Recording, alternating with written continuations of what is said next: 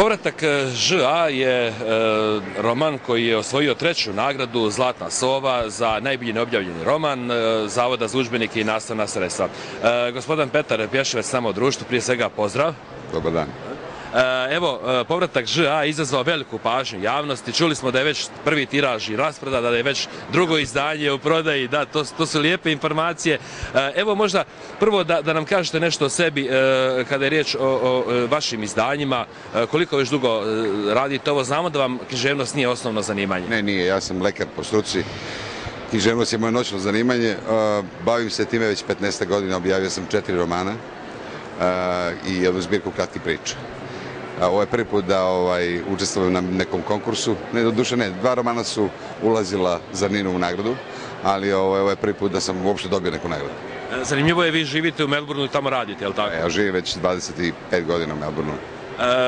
Već nekako ste saznali za ovaj konkurs, prijavili se. Kakav je bio osjećaj kada ste saznali da ste u prvo užem izboru, a onda da ste i među najboljim od 120? Ipak je to značajan broj romana koji je pristigao na konkurs. Pa znaš šta, postoji čitava jedna priča oko toga. Ja nisam poslao rukopis na konkurs, niti sam znao da sam na konkursu prijavljen. To je uradio moj prijatelj tajno, u dogovoru sa mojim bratom. Pa znate šta, to je divno za mene kao pisar, naravno, a i za tih 30-40 hiljada ljudi iz Republike Srpske, mahom izbeglica koji su prispeli na one prostore od 1992. godine pa na ovamo, i za njih i za uopšte širenje kulture i uopšte za razmenu, kulturalnu razmenu između Australije i Srbije, odnosno Republike Srpske.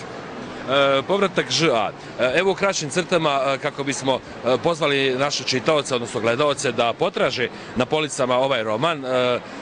Šta je ono u kraćim crtama čime bismo ih pozvali da to učine? O čemu se radi? Pa Ž je jedna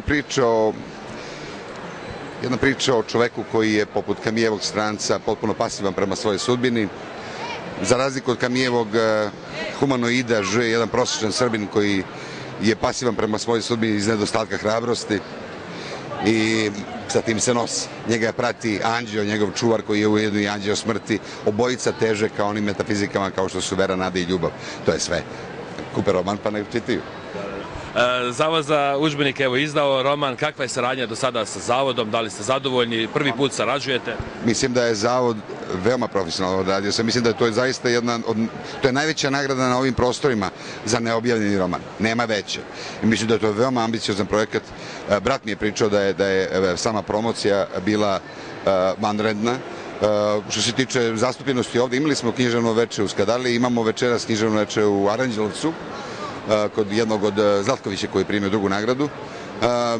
Znate šta, ovo je prvi put. Ja nikad nisam upoznao ni jednog živog srpskog pisca dok nisam došao na sajam. Znam dosta australijskih pisaca, znam Vongera koji je najveći australijski pisac, a opet srpsko porekla i tako dalje. Ali nijednog živog pisca nisam upoznao. I onda upoznam Žiku. Žika, povratak Ž i tako dalje. Interesantno. Hvala vam lijepo na odvojeno vremenu, evo i za program Radio Televizije Istočno Sarajevo. I nadamo se, vidimo vas i u Istočnom Sarajevu nekad u skorije vrijeme. Nikad nisam bio u Sarajevu, volio bih da dođem, sigurno. Hvala lijepo. Ste najbolji.